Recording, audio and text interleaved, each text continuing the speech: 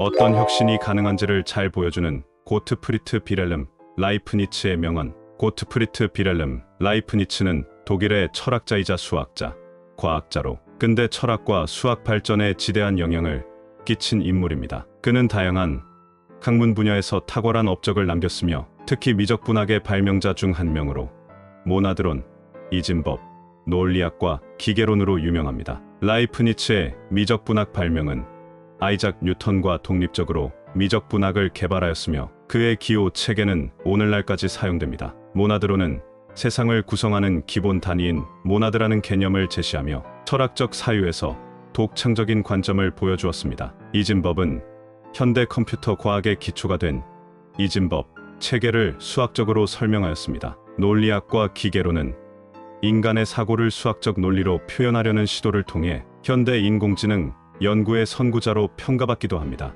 학문적 탐구와 철학적 깊이가 결합할 때 어떤 혁신이 가능한지를 잘 보여주는 고트프리트 비렐름 라이프니츠의 명언을 살펴보겠습니다. 하나라도 바뀌면 모든 것이 바뀌게 된다. 세상 만물은 연결되어 있기 때문이다. 진실을 찾는 사람은 그를 지지하는 사람의 숫자를 세지 말아야 한다. 한 번 생각해 본 것은 다시 생각해 보는 것이다. 존재하는 모든 것은 이유가 있다. 이 세상에 존재하는 모든 것은 최선의 것들로 이루어져 있다. 정의는 그에 따른 자선이다. 사랑은 다른 이의 행복 속에서 자기의 행복을 찾는 것이다. 두 가지 종류의 진리가 있다. 이성과 사실에 대한 진리다. 이성에 대한 진리는 필연적이기에 진리에 반하는 것은 없다. 사실에 대한 진리는 불확실하다. 그래서 사실에 반대되는 일들이 생길 수 있다. 아무리 작은 것이라도 그 힘의 양이라면 어떤 것이든 크다고 할 수 있다. 모든 문제는 사고와 표현의 불충분함에서 비롯된다. 모든 것은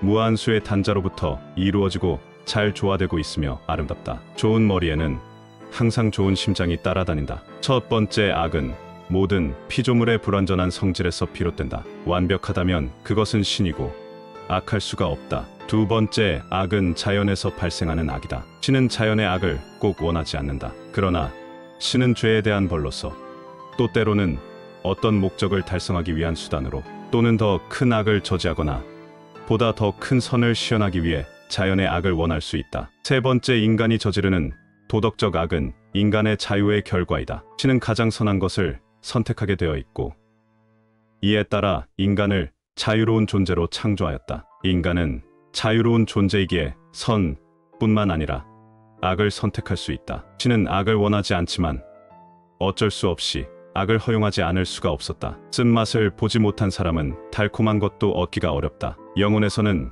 명료함을, 물질 세계에서는 실익을 찾아라. 발명의 근원을 아는 것보다 중요한 것은 없다. 내 생각으로는 발명 그 자체보다도 훨씬 흥미롭기 때문이다. 위대한 의사가 위대한 장군보다 많은 사람을 죽인다. 깊은 연못과 음울한 사막이 영을 나타낸다면 신의 정신과 빛은 매우 강력한 이를 나타낸다. 성공은 목적과 수단의 조화에서 비롯된다. 인간의 지식은 끝이 없으며 우리는 언제나 더 나은 이해에 도달할 수 있다. 우리에게 아동을 다오. 반세기 안에 세상을 바꿔보겠다. 우리가 여기서 말하려고 하는 모나드는 복합된 것 안에 있는 단순한 실체의 다름 아니다. 단순하다 함은 다시 말하면 부분이 없다는 뜻이다. 모나드는 자연의 과정에서는 어떻게 소멸하는지 전적으로 이해할 수 없다. 또한 그들의 해체를 염려할 필요도 없다. 그리고 단순한 실체가 자연의 과정에서 어떻게 소멸하는지는 전적으로 이해할 수가 없다. 동일한 이유에서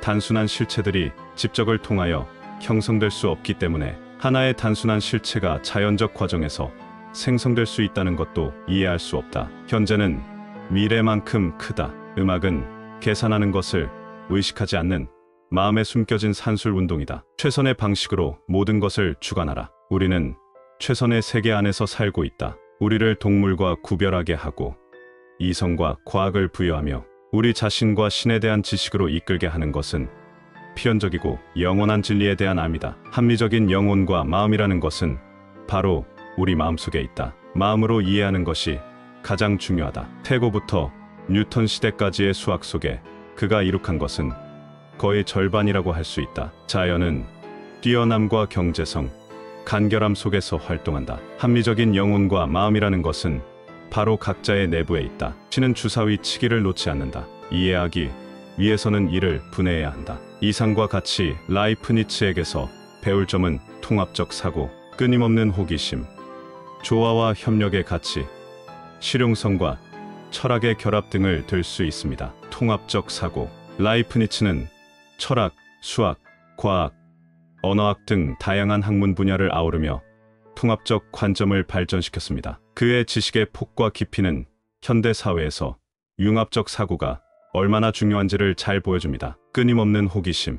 그는 평생 동안 학문적 탐구를 멈추지 않았고 새로운 문제를 발견하고 해결하는 데 집중했습니다. 이를 통해 배움의 자세와 창의적인 접근법의 중요성을 배울 수 있습니다. 조화와 협력의 가치. 라이프니츠는 세상과 학문이 조화롭게 작동해야 한다고 믿었으며 학문의 발전은 협력에서 나온다고 보았습니다. 이는 오늘날 팀워크와 다학제적 접근의 중요성을 시사합니다. 실용성과 철학의 결합. 라이프니츠는 이론적 학문뿐 아니라 실용적 문제에도 관심을 기울였습니다. 그의 이진법 연구는 수백 년 뒤 컴퓨터의 기초가 되었으며 이는 이론적 연구와 실용적 적용의 가치를 잘 보여줍니다. 우리는 다양성과 조화를 추구한 철학자, 수학자, 과학자인 라이프니츠의 삶과 업적에서 학문적 탐구와 철학적 깊이가 결합할 때 어떤 혁신이 가능한지를 잘 보여주는 사례를 엿볼 수 있습니다.